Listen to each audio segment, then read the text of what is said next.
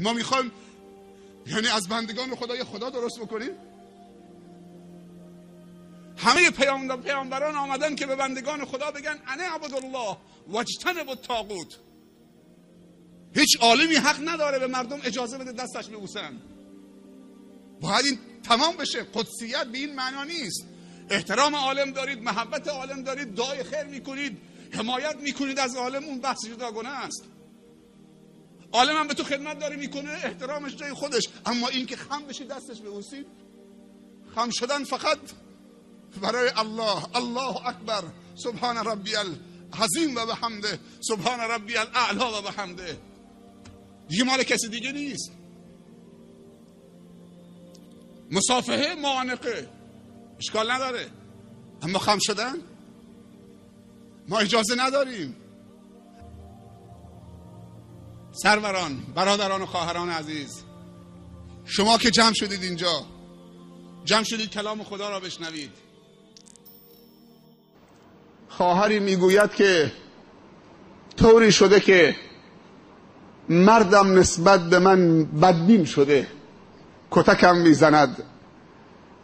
هم تذکری بدید، هم برای خودم دعای خیری بکنید. من شوهرم رو دوست دارم، همسرم رو دوست دارم، دعا بکنید تا خدا کمکم بکنه.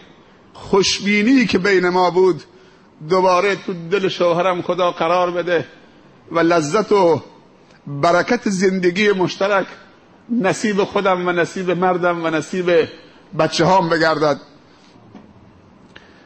ما برای شما دعا میکنیم، تذکرم میدهیم که بهترین خیر و برکت در خوشبینی نسبت به خدا و حسن ظن و تا میتوانیم و راهی دارد و امکان دارد خوشبینی نسبت به خلق خدا، بدبینی سبب نفرت هست. اما نصیحتم این است، کاری که عامل فتنه و بدبینی هست باید اجتناب بکنیم.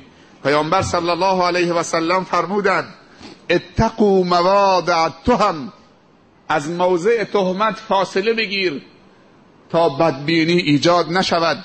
روزی رسول الله صلی الله علیه وسلم با صفیه همسرش در تاریکی شب در کوچه مدینه ایستاده بود.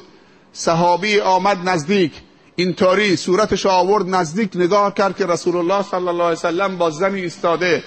یک دفعه سرش انداخت پایین، با دو از اون محل دور شد. پیامبر همسرش رها کرد، دنبالش دوید، گفت عباد الله، عبدالله بیست، عبدالله بیست، ای بنده خدا بیست. چرا می دوید؟ این همسرم صفیه است. گفت یا رسول الله